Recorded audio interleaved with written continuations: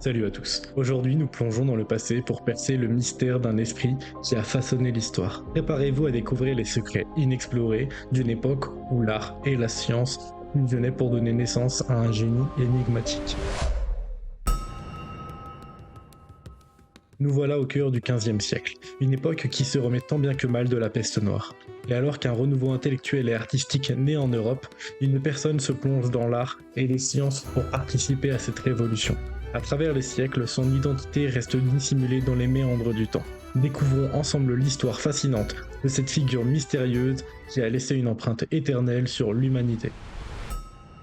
C'est un enfant né durant l'année 1452 en Italie.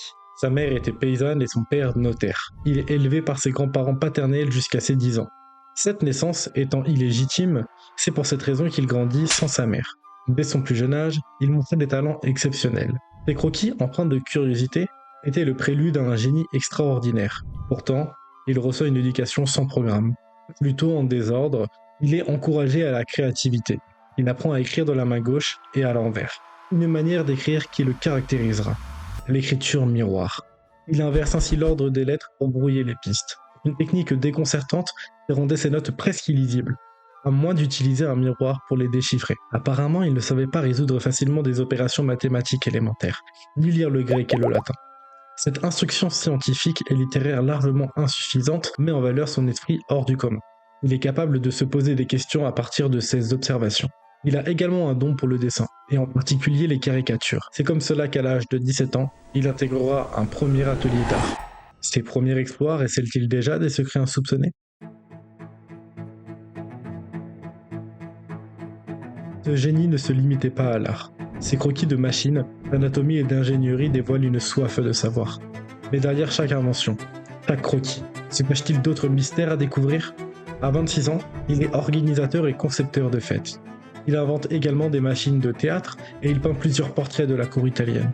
Il est chargé de réaliser une statue d'un cheval gigantesque qui fera 70 tonnes de bronze. Cependant, elle ne verra jamais le jour. Le bronze étant consacré à sa construction, fut utilisé pour la construction de multiples canons. En septembre 1515, François Ier lui propose de s'installer en France. Il traverse les Alpes à dos de mulet avec 3 de ses toiles célèbres.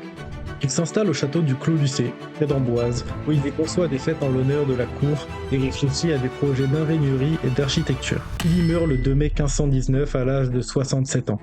Après s'être consacré à la recherche scientifique et à des travaux d'architecture pour les châteaux royaux, il est enterré au château d'Amboise.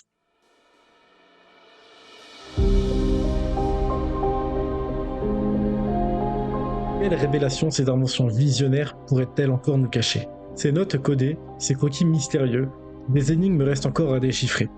Des messages cachés, des esquisses énigmatiques. Des décennies plus tard, les experts continuent de chercher des réponses. Quel secret se cache derrière ces pages d'un esprit lumineux mais insaisissable? L'heure de la révélation est venue. Nous avons parcouru la vie de ce génie, exploré ses mystères, mais son nom demeure caché dans l'ombre. Cet esprit sans pareil, dont l'œuvre a marqué des générations, je vous le dévoile. Un visionnaire, un génie dont le nom est ancré dans l'histoire. Leonardo da Vinci, le maître incontesté de la Renaissance, dont l'héritage demeure une source d'émerveillement et d'inspiration pour les générations futures. Merci à tous d'avoir regardé cette vidéo, c'était Seni. Si ça vous a plu, n'hésitez pas à lâcher un petit like et à vous abonner.